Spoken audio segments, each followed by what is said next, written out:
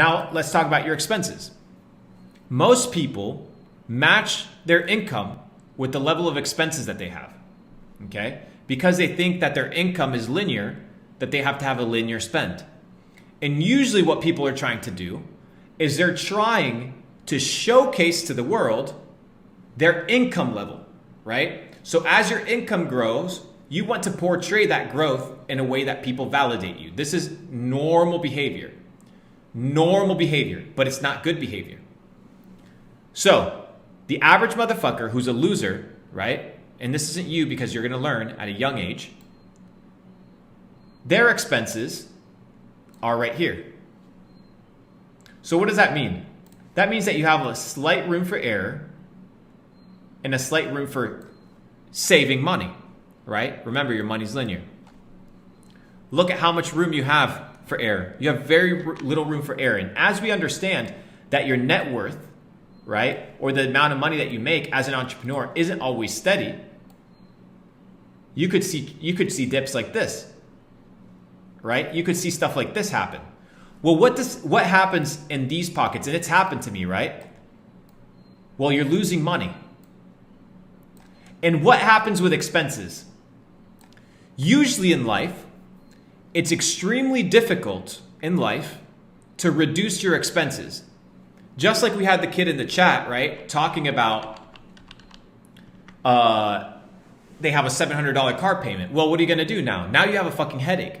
So now you have to deal with a $700 car payment because you didn't learn how to manage your expenses. Now, let's say that let's just say this is 100 grand. I'm going to make this very simple. And I'm going to teach you guys off of like real experience, right? So let's say this is 100 grand. Okay, so let's say this is 100K. When I was making 100K a year, many years ago, okay, my rent was $200. My rent was $200. I was sleeping on a couch and I was making six figures.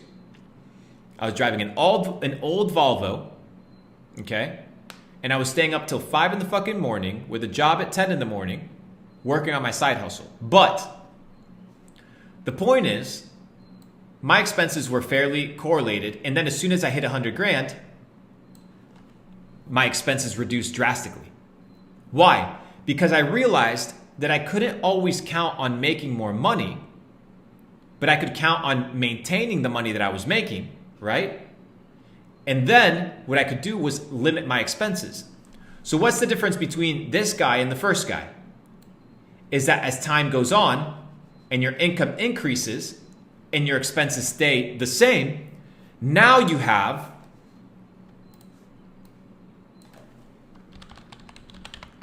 freedom. This right here, this gap right here, ladies and gentlemen, is your freedom gap. This right here is your freedom gap. Sounds sexual, but I like it. This is your freedom gap, okay? The bigger the gap is, the more freedom you're going to experience in your life. So right now, my current expenses in life are fixed, probably about 40 grand a month, right? 40 grand a month is what I spend probably every single month, right? That between houses, between, what else do I have? Buying random shit, I don't know, bro. 40 grand a month is what I spend, give or take. I don't like saying that number because to me it's a gross number. It's way too much. But it is what it is. So this gap right here represents freedom. Your goal is to be doing two things simultaneously when you're getting rich. Two things. One is making sure that you're always on a steady uptrend, right?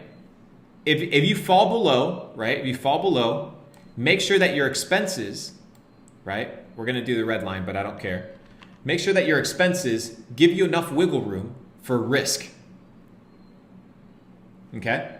So, does this principle make sense? Give me a fucking W, guys. I'm out here drawing on a fucking whiteboard for you guys to understand. Like, I can't make it more simple. Increase your income or keep your income the same, or slowly increase your income and maintain your expenses the same. Now, I needed to graph it in a way where you grasp the fucking concept so you understand that there is no shame living with your parents if you're clocking in money as long as you're productive. There is no shame living in a one-bedroom house as long as it's a good fucking work environment that's productive and helps you elevate. As long as your expenses are stable. As long as your expenses are stable. The hardest thing to get rid of is expenses. That's why a lot of these celebrities, they go fucking broke. They go fucking broke. So even though this is common sense to a lot of people, you would be surprised that a lot of people do not apply this. The moment they get 100 racks, they spend 100 racks. They're poor. Instantly. Done.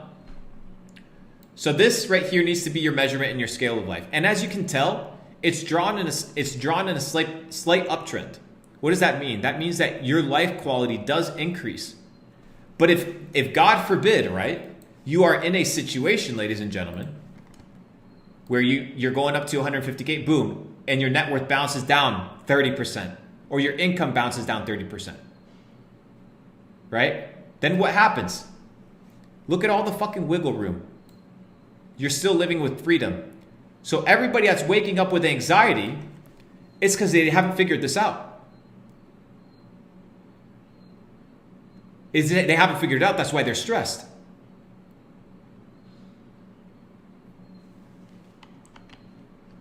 So it's not expensive to understand this concept. You don't need a master's degree. You just need good money management skills and to not give a flying fuck about what anybody says.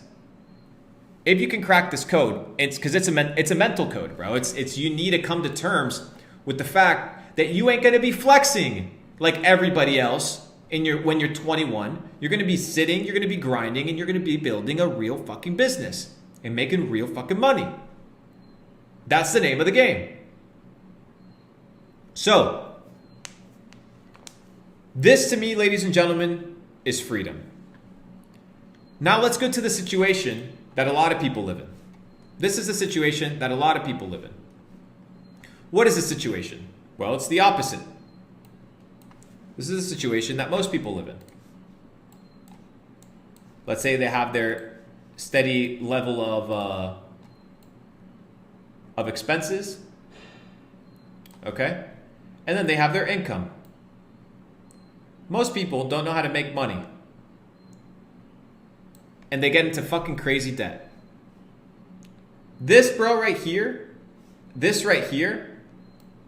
is the life of an average American. You know what this is called? I'm going to put it in red so you understand it. Breaking it down as fucking simple as I can, bro. You know what this is called? And I can't wait for people to make fun of me with these basic ass concepts, bro. But you know what? Most of you guys are too fucking dumb to realize how valuable this information actually is. This is called slavery. That's what it is. You are a slave. You are in debt. Indebted. You are owing somebody, which means you must work until you pay that debt off. So the question is, do you want to live in freedom? Not luxury. Do you want to live in freedom or in slavery? That's the name of the game. Now what happens, bro, when you're in a different situation and you have all this money? What do you do with all of this? You grab it. Another graph. Ignore the graph. Okay? You grab it. And now you invest it. And investments, something like this, are the same thing. Time now versus investment. This money that you had, that you were trying to flex on motherfuckers,